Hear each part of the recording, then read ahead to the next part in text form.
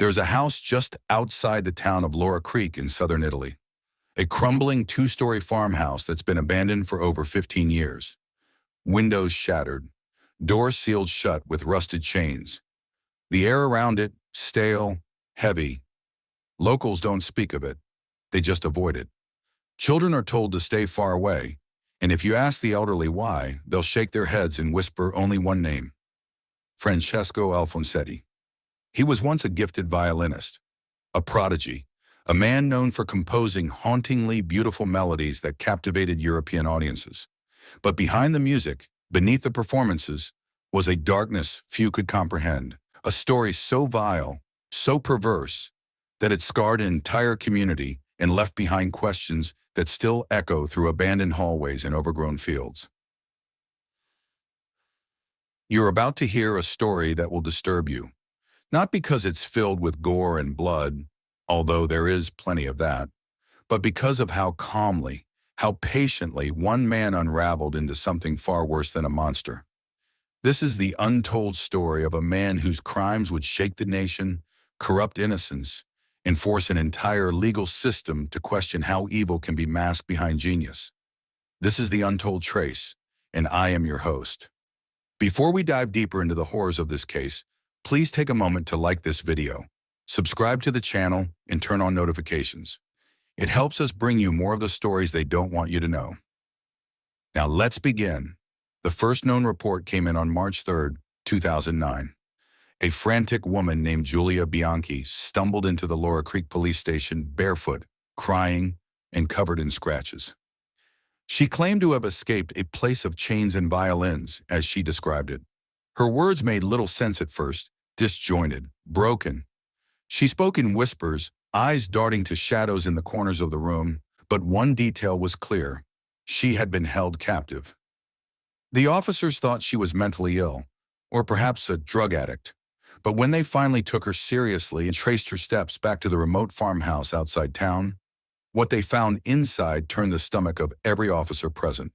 In the dim, moldy basement beneath the house, they discovered what could only be described as a torture chamber, soundproofed with rotting mattresses, walls carved with musical notes in blood, and hooks, many of them with long strands of what later tested as human hair. It didn't take long to identify the owner of the house, Francesco Alfonsetti. Born in 1972, Francesco was the son of a struggling opera singer and a domineering, deeply religious mother. His childhood was defined by isolation, strict discipline, and an almost religious reverence for music. By age 10, he was already composing full-length classical pieces. By 18, he had performed in Vienna, Paris, and Milan. People called him the reincarnation of Vivaldi. But fame is a mask, and Francesco wore his well. Neighbors described him as quiet but polite. He rarely spoke to anyone unless it was about music. Never married, no children. He lived alone in the old Alfonsetti family estate outside town. People said he preferred solitude. "The silence helps me hear the soul of music," he once told an interviewer. But silence also helped him hide something else: the screams. Authorities began piecing together the timeline after Giulia's escape. It turned out she had been missing for over 6 months. Her family had filed reports, posted flyers, even hired a private investigator, but no leads ever surfaced, until now. Inside Francesco's house, investigators uncovered photographs, hundreds of them, hidden inside the hollowed-out body of an old cello. Each photo depicted a different woman, eyes wide in terror, mouth gagged, tied to a wooden chair in that same basement. Most were dated. Many were missing persons. A few were never even reported. Forensic teams would later match at least 14 of the women in those photos to missing persons reports across Italy and parts of France and Austria. But there were 57 photos in total. To this day, the identities of many of those women remain unknown. Their families, still waiting. So how did a world-renowned composer become one of Italy's most disturbing serial predators? What triggered the descent? The answer may lie in Francesco's journals, found buried beneath a loose floorboard in his study. Scrawled in erratic cursive, often switching between Latin, Italian, and musical notation, were thousands of entries. Most were philosophical ramblings, but some were confessions. I hear them sing in silence. Each note pulled from their fear becomes a masterpiece. I do not torture. I compose. That was dated May 14, 2005, the same day that a 17-year-old French exchange student named Claire Dufour disappeared while backpacking through Italy. Another entry read, her voice cracked on G-sharp. I will need a stronger subject. This wasn't insanity. This was structure, calculated, rehearsed, and deliberate. In his own words, Francesco believed he was creating a symphony of suffering, that each victim represented a note, and their cries and pleas were part of a larger composition only he could hear. Julia, the survivor, revealed even more horrifying details. She said she was abducted while visiting Laura Creek on a photography trip. He offered her directions, then struck her with something from behind. She woke up chained to the floor of his basement. He fed her just enough to keep her alive. Sometimes he played music for hours, blaring his own compositions through speakers in the ceiling. But the worst part, she said, was that he never screamed, never yelled.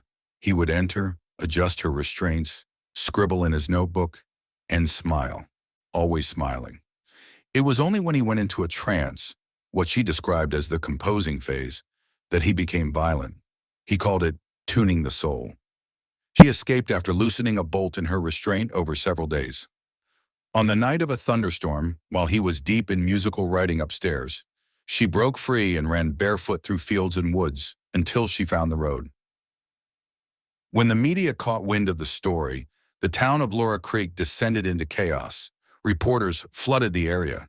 Families of missing women arrived in droves, some hoping, most fearing. The government sent in federal investigators. And Francesco? He was nowhere to be found.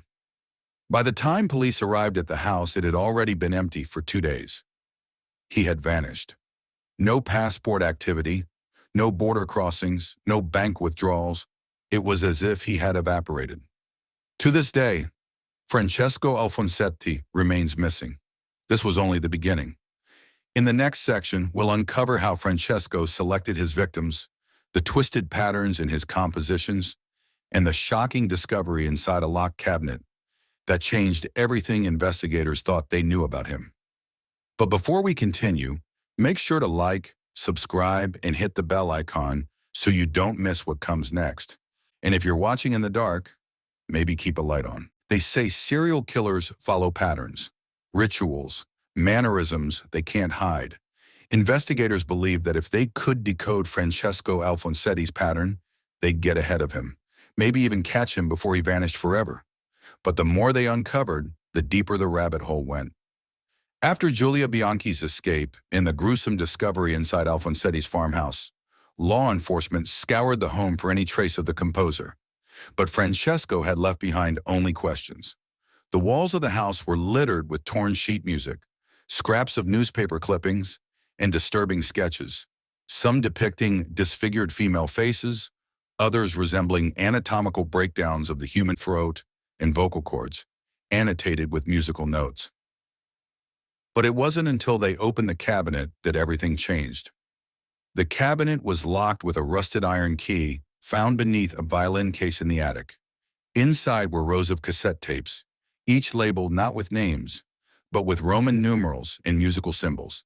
Opus Worst, Opus the Second, Opus the Third, all the way to Opus the 14. When investigators played them, what they heard chilled them to their core. Each tape was a recording, but not of music, at least not in the traditional sense. These were compositions of suffering.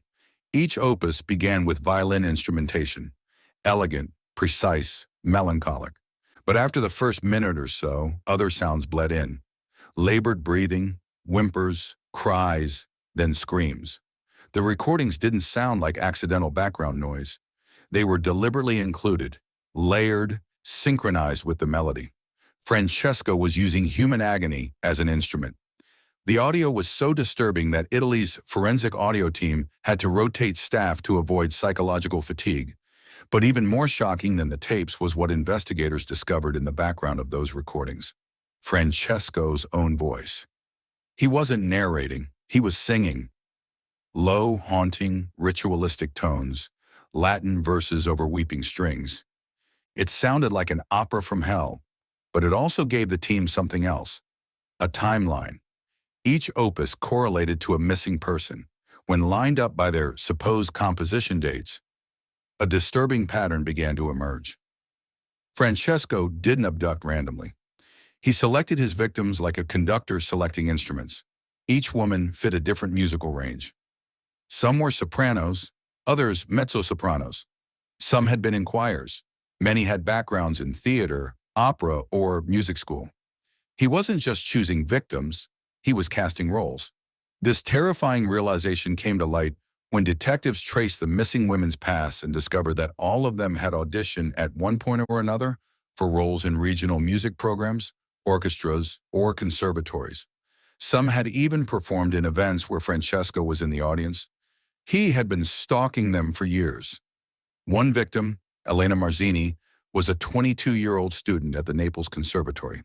She vanished in 2007 after attending a private audition in Laura Creek.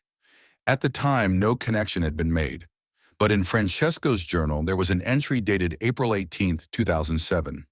Elena, clear pitch, sharp vowels. Her C vibrates in the perfect range. She is Opus 7. Elena was found in one of the photographs in the cello chamber. Now investigators knew her name, her voice type, and the horrifying purpose behind her capture. This wasn't just killing, it was curating. But how did Francesco operate for so long without detection? Neighbors described him as reclusive, but harmless. He rarely left his estate except to travel for concerts, always solo, always brief. He owned an old Peugeot, barely driven, but authorities later discovered a secret tunnel beneath the basement leading into a nearby forest. The tunnel, carved decades ago by Francesco's grandfather during the war, had been reinforced and fitted with makeshift lighting in a series of locked compartments, some with chains still attached to the walls. It became clear that Francesco had multiple holding chambers. Victims weren't always killed immediately. Some were kept for weeks, others months, and each was only used when he was ready to compose his next piece. Inside the final compartment of the tunnel, investigators found what they later called the Diary of Blood. It was a red leather-bound book, soaked in mold and dried crimson stains. Inside were 57 names, or rather descriptions. No surnames, just physical traits, musical notations, and emotional observations, like, girl with auburn hair cries in D minor. Fierce silence, screams taper off after 3 minutes. Beautiful decay. Each description read like a conductor's log, tracking the emotional breakdown of each subject as if they were sheet music evolving under stress. But it was a missing name that raised alarms. Among the notes was one line, encircled 3 times. Opus the 14 not yet ready, awaiting final subject. What did this mean? Was Francesco planning a final act? A grand finale? If so, who was the next victim? That question sparked a nationwide panic. Young women involved in music programs were warned. Schools went on alert. Airports began checking for his name, even though there was no evidence he had flown anywhere. He had no known accomplices, no digital footprint, his bank accounts untouched. And then came the second shock, a postcard. It arrived at the Laura Creek Police Department 2 weeks after the farmhouse discovery. The front showed the Teatro dell'Opera di Roma, Rome's famous opera house. On the back, a single sentence in Italian. The final note plays when the silence is loud enough. No return address, no fingerprints. Just the faint trace of violin rosin. Investigators were stunned. The card had been mailed 2 days prior, proof that Francesco was alive and watching. But was he planning another act, or had he already begun? What terrified law enforcement wasn't just the depravity, it was the intelligence behind it. Francesco wasn't sloppy, he was organized, structured, and most of all, obsessed with legacy. He saw himself not as a killer, but as a composer of eternal suffering. He once wrote, "Flesh decays, music endures. Pain is the bridge between them. Some psychologists would later argue that Francesco was a rare form of organized psychopathic savant, an individual whose trauma, genius, and obsessive-compulsive nature merged into a form of artistic sadism. He didn't kill for lust. He killed to create. But others feared something worse, that he hadn't stopped, that somewhere in some dark corner of the world he was still composing. And if Opus 15 was still unwritten, that meant someone else could be next. The authorities expanded the investigation to Rome and beyond. Police checked theaters, underground music venues, and even reached out to international law enforcement. But Francesco seemed to be one step ahead at all times. Then, another letter arrived. This one was sent to a music critic in Milan, someone who had once written a glowing review of Alfonsetti's early work. Inside the envelope, a USB drive. And on that drive was Opus 14. No logos, no case, just a thin, scratched piece of plastic tucked into a plain envelope and delivered anonymously to the home of Massimo Corti, a well-known music critic in Milan. He had once described Francesco Alfonsetti's early work as a symphony of controlled madness. Now he would be among the first to hear what that madness had become. When Corti inserted the USB into his computer, a single file appeared. No name, no metadata, just a blank MP3 with a duration of 21 minutes and 49 seconds. He hesitated before pressing play, perhaps sensing what was coming, but curiosity overcame caution. The audio began softly, the gentle whine of a violin played with excruciating slowness. Each note dragged like breath over cold skin. At first it sounded like a funeral dirge, but then came the voices. One male, one female. Not words, just breathing. Inhale, exhale, faster, then gasping, then crying. At exactly 3 minutes and 27 seconds, the violin was joined by what sounded like water, dripping slowly, then footsteps, then chains, then silence. But not the comforting kind. It was the kind of silence that vibrates, the kind that listens back. Corti said he felt physically ill. He immediately contacted the police. The USB was seized, the contents analyzed, and within hours it was confirmed. This was Opus 14, the final subject Francesco had written about. But what investigators found inside this recording went far beyond anything they had encountered before. First, the technical details. Forensic audio specialists discovered that the background tones, barely audible beneath the main melody, were embedded with digital signatures. High-frequency tones that, when decoded through a spectrogram, revealed a horrifying message written in waveform. I am the composer. The world is my stage. She sang beautifully. For you. Hidden messages in audio aren't new. Musicians have done it for decades. But this was different. This was intentional, cryptic, and most importantly, recent, meaning Francesco was still active. But here's where things got worse. About 12 minutes into the track, the violin falters, the tempo stutters, and then a female voice, clear, raw, panicked, begins to speak. Not scream. Speak.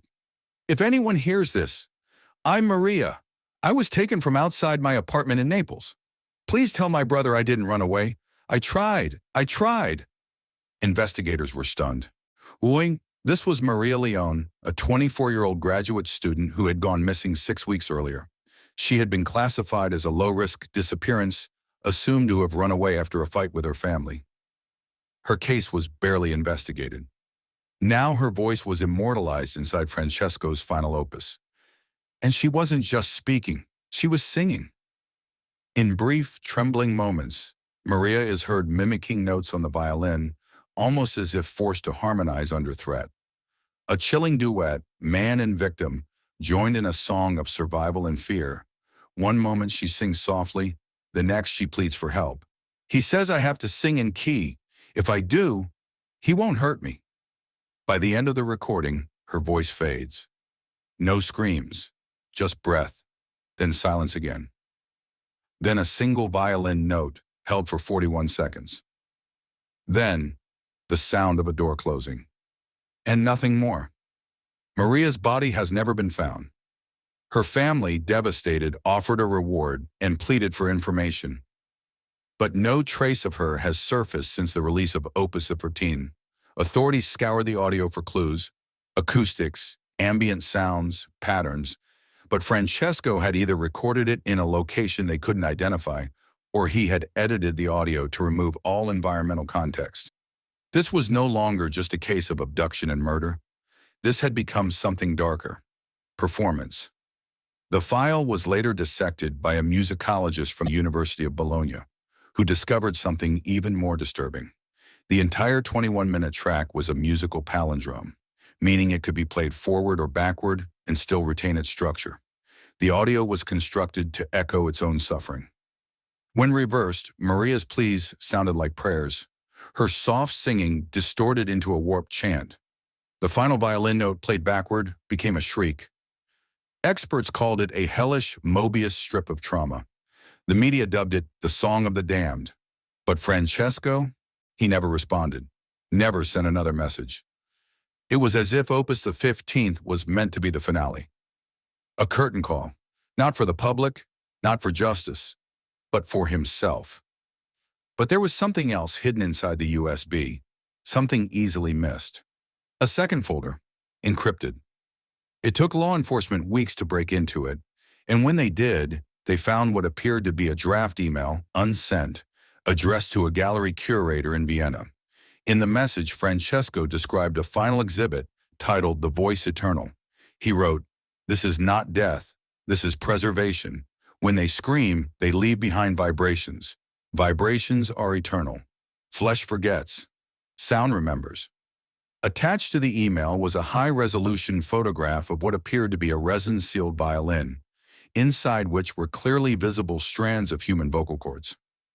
Authorities believe Francesco had begun preserving parts of his victims inside modified instruments, turning them into relics, artifacts, instruments that had once lived. The horror wasn't just psychological anymore. It was physical, tangible. There was a possibility that he had mailed or smuggled these violins into private collections around Europe. Museums were alerted, auction houses warned, but to date, no such instruments have been recovered. Some experts believe they were destroyed. Others believe they're hidden in private vaults. Or worse, that someone out there is still playing them. The discovery of Opus 15 sparked outrage, panic, and obsession. Music students reported nightmares after listening to even a few seconds. YouTube channels exploded with theories. A cult following even emerged, people who believed Francesco was more than human, that he had tapped into some ancient force through pain and sound. But law enforcement continued to chase facts. Interpol issued new warrants. Facial recognition scans were run through border surveillance, airport security, and even concert hall attendance lists across Europe. Still, nothing. The man had vanished like a ghost, left only echoes behind. And every echo screamed. There were many who believed Francesco had killed himself after completing his final composition. That Opus 15 was his swan song, his suicide note in sound. But then came the whisper. An anonymous email sent to a radio DJ in Berlin. Subject line, "Listen closely." Attached was a 5-second audio clip. Just violin, simple, pure. Except, hidden deep in the waveform, audio engineers detected another encoded phrase. Not yet finished. The email was traced to a public Wi-Fi network in Prague. By the time agents arrived, whoever had sent it was long gone. But one thing was clear: if that clip came from Francesco, then Opus 15 wasn't the end. It was an intermission. The story of Francesco Alfonsetti isn't over. His music lives on, haunting dark corners of the internet, unsettling even the most hardened investigators. Some say he died. Others say he's still composing, somewhere in the shadows. In Section 4, we'll delve deeper into Francesco's psychological profile, the disturbing childhood events that shaped his obsession, and why experts now believe the seeds of horror were planted decades before the first victim ever screamed. But before we continue, if you've made it this far, don't forget to like this video, leave a comment with your thoughts, and subscribe to the Untold Trace. We bring you stories the world once buried. This is one of them. To understand the monster, you must first understand the boy. For years, the focus of the Francesco Alfonsetti case remained on the aftermath. His chilling compositions, the missing women, the recordings that continue to haunt even seasoned investigators. But as criminal psychologists and forensic profilers dove deeper into his past, they discovered that Francesco's descent into darkness didn't begin with the violin.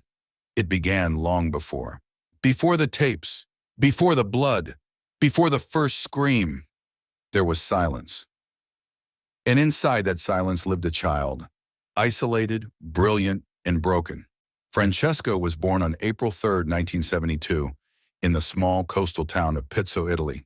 His father, Arturo Alfonsetti, was a once promising opera baritone whose career collapsed under the weight of alcoholism and scandal. His mother, Lucrezia Bellanti, was a fiercely devout Catholic woman with deep roots in the old Sicilian traditions of shame, penance, and obedience.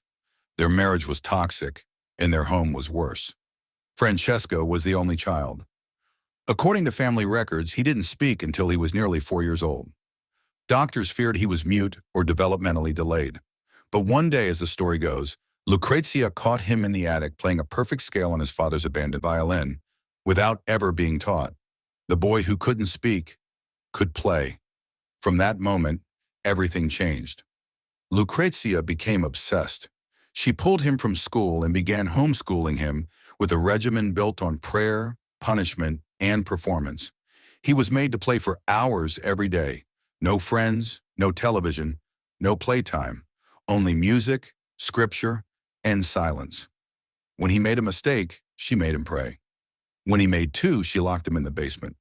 By age 7, Francesco was fluent in Latin psalms and Beethoven's Violin Concerto in D major. By 10, he was already composing. Neighbors rarely saw the boy. When they did, he was pale, slender, and distant, never speaking, never making eye contact. One neighbor recalled hearing music from the Alfonsetti home at all hours of the night. It wasn't normal. It was obsessive. And it wasn't joyful. It was mournful, like the house was grieving something. At age 12, Francesco was accepted into the Florence Conservatory of Music, an elite institution for prodigious talent. It was there that teachers began noticing a strange pattern. He was technically perfect. His performances were flawless. But his compositions were unsettling. One early piece titled La Preghiera del Silenzio, the Prayer of Silence, featured a slow, looping progression that mimicked Gregorian chants but layered with disharmonic tones resembling a wail.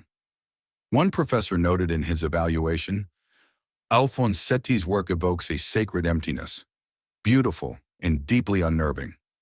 It was clear the boy wasn't just talented, he was driven by something else, something darker. At age 14, tragedy struck. Francesco's father, Arturo, died of alcohol poisoning. That same year, Lucrezia was hospitalized for a severe mental breakdown. Her journals, later recovered by police, revealed a deteriorating mind obsessed with punishment, prophecy, and keeping the silence clean. One haunting entry read, "The devil speaks through sound. Only the sanctified may compose in silence." Francesco was left alone in the house. He withdrew from the conservatory and stopped attending public events. He spent the next decade in near total isolation, emerging only to perform, publish music, and return home. During this period, neighbors say they saw strange activity at the house, lights flickering at odd hours, faint sounds of screaming quickly silenced. One farmer claimed he saw Francesco dragging a large tarp-covered object into the barn one rainy night. No one reported anything, not in those days, especially not in rural Italy. But looking back, those may have been the earliest signs of what was to come. Psychologists who reviewed Francesco's life now believe he suffered from complex post-traumatic stress disorder, CPTSD, combined with obsessive-compulsive personality disorder and a rare form of auditory emotional synesthesia, a condition where emotional states are experienced as sound. In simple terms, Francesco didn't just feel pain, he heard it. And once he discovered that other people's pain had sound too, his obsession took root. Some believe his earliest experiments weren't fatal. They speculate he may have manipulated or frightened local women, recording their reactions for study. But at some point, that line was crossed, and he stopped observing suffering and started composing it. A key breakthrough in understanding Francesco's evolution came when a team of archivists uncovered a lost interview from 1996. It was never aired and had been filed under a mislabeled tape box at a small television studio in Rome. In the interview, a 24-year-old Francesco sat dressed in black, speaking softly, almost tenderly, to the female host. She asked, "What inspires you to compose?" His answer was chilling. "I write what I hear when no one is speaking. When people cry, scream, or beg, they're just singing without knowing. I write that music down." The host laughed nervously. He didn't. In the years that followed, his public appearances became more erratic. He would cancel shows without reason. His compositions grew darker, more tonal, more disturbing. In 2002, his piece, Lacrime senza voce, Tears Without Voice, caused several audience members to faint during a private showing in Vienna. One critic described it as the sound of drowning in grief. And yet, no one suspected anything more sinister. He was just seen as eccentric, haunted, a tortured genius. But behind the locked doors of that farmhouse in Laura Creek, Francesco was perfecting his masterpiece, piece by piece, victim by victim. As more investigators and journalists began to trace his past, a horrifying theory began to emerge. Some believed that Francesco's obsession with silence was not just metaphorical, it was ritualistic. That he believed sound carried spiritual energy, that when he forced victims to scream, beg, or sing, he was capturing their souls. This theory was supported by another journal entry found inside a hollowed-out metronome in his attic. "The soul exits on the exhale. The cry is its echo. Capture the cry and the soul is preserved." This wasn't music. This was ritual. And Francesco was both priest and executioner. The question remains, why did he stop? Why send Opus 15? Why not disappear entirely without a trace? Some believe it was guilt, that Francesco at some level wanted to be found. Others believe he felt misunderstood, and that Opus 15 was his final attempt to make the world listen. But a darker possibility remains, that Francesco Alfonsetti never stopped at all. That his disappearance wasn't a retreat, but a transformation. Authorities continue to receive alleged sightings across Europe, none confirmed. Some say he's dead. Others say he's hiding in plain sight, under a new identity, teaching music to a new generation, waiting. But the fear, even now, is not of who he was. It's the knowledge that someone like him could still be out there. Because Francesco didn't invent darkness. He just learned how to score it. When the story of Francesco Alfonsetti first made headlines, it was treated like a sensational one-off, a deranged artist gone mad, a musical prodigy turned predator. But as the investigation deepened and the world came to understand the scale of his horrors, it became clear this was not just the story of a killer. It was the legacy of a psychological virus, a melody of fear that refused to stop playing. And even though Francesco has not been seen since 2009, his presence has only grown stronger in the silence he left behind. The aftermath. In the years following the release of Opus 15, the Italian government launched a multi-agency task force dubbed Operation Coda. Its sole purpose, to locate Francesco Alfonsetti or any trace of his victims still unaccounted for. International agencies, including Interpol and Europol, joined the effort. But without fresh leads, the case quickly turned cold. Families of the missing were left devastated, especially after learning that many of the women found in the photographs had never been listed as missing. Some had been estranged from family. Others were drifters, musicians who had vanished quietly into Alfonsetti's web. By 2014, forensic teams had identified 38 out of 57 victims believed to be linked to Francesco's compositions. The other 19 remain unknown. Several victims' families petitioned to have the house at Laura Creek demolished, but the building still stands, chained and decaying, its fate tied up in legal disputes and rumors. Some say it's haunted. Others believe Francesco left something inside, unfinished work, hidden bodies, or even a self-portrait buried in the walls. What's certain is that no one wants to go near it. The copycats. Tragically, the Francesco Alfonsetti case did not end with his disappearance. Instead, it inspired others. In 2016, a man in Krakow, Poland, was arrested after authorities discovered a soundproof room in his basement, lined with microphones and containing 3 restrained women. He had been recording their cries and overlaying them onto manipulated piano compositions. In his home, investigators found a folder titled Opus 16. He claimed Francesco was a prophet and that the symphony wasn't finished. A year later in Marseille, France, a music student was expelled from his conservatory after he was caught trying to smuggle bone fragments sealed in violin bodies into a school exhibition. He claimed it was performance art, but police found online forum posts linking him to a cult-like group known as the Choir of Silence, a digital subculture that worships Francesco's methods as the future of pure art. Even online, Alfonsetti's twisted legacy grew. Forums on the dark web circulated his recordings like sacred texts. Conspiracy theorists speculated that Francesco had started a secret society of composers who believed pain was the truest note. Some users even created AI remixes of Opus 14, layering in modern screams to continue the work. This obsession with the composer-turned-killer has led some to label him the patron saint of sonic terror. But to those who lost daughters, sisters, and wives, he's nothing but a ghost who stole everything and left no justice behind. Unanswered questions. For all the theories, one central question remains. Where did Francesco Alfonsetti go? Investigators still debate his fate. Theories include suicide, that he ended his life shortly after releasing Opus 15, choosing to vanish on his own terms. Escape with help, that someone, perhaps a fan or unknown accomplice, helped him flee to a remote location or across a border under a false identity. Ongoing operation, that he never stopped and has simply become better at hiding. In 2022, a journalist named Lena Bascari published an expose in La Repubblica, alleging that Francesco had been sighted in Albania, living under the name Emil Bastian, teaching music to children. Her article included a blurred photograph of a man resembling Francesco, but without confirmation, it remains speculation. Interpol followed up, but found no trace. Still, every few months, someone claims to hear him. Psychological legacy. One of the most disturbing outcomes of Francesco's crimes is the psychological footprint he left behind, not just on his victims, but on those who tried to understand him.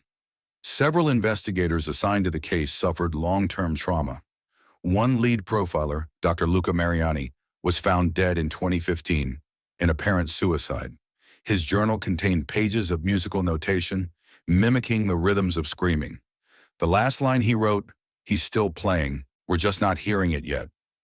Criminology textbooks now use the Alfonsetti case as a prime example of structured insanity, a term used to describe killers whose intelligence and order make their crimes harder to trace and their motivations harder to dismiss as irrational.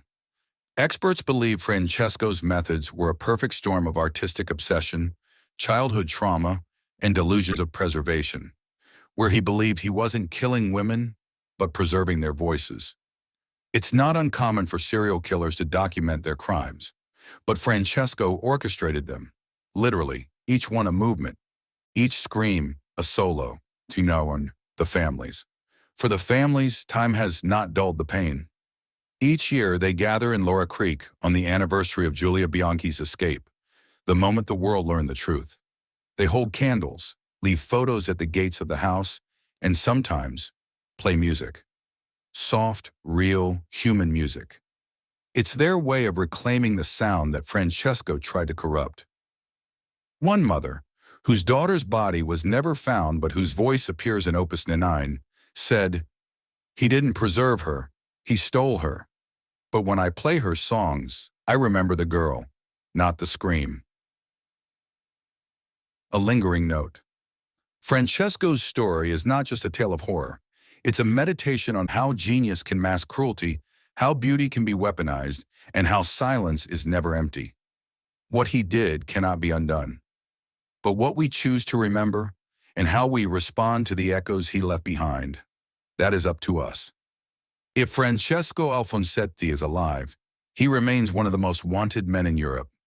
If he's dead, he took his secrets to a very dark grave.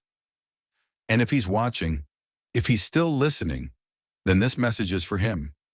Your music may have terrified the world, but your silence will not protect you. Thank you for joining us on this deep, disturbing journey. If this story moved you, horrified you, or made you reflect, please like this video, leave a comment with your thoughts, and subscribe to the Untold Trace for more chilling investigations and stories buried beneath history. And if you ever hear a song that sounds a little too human, a little too sorrowful, maybe don't listen alone.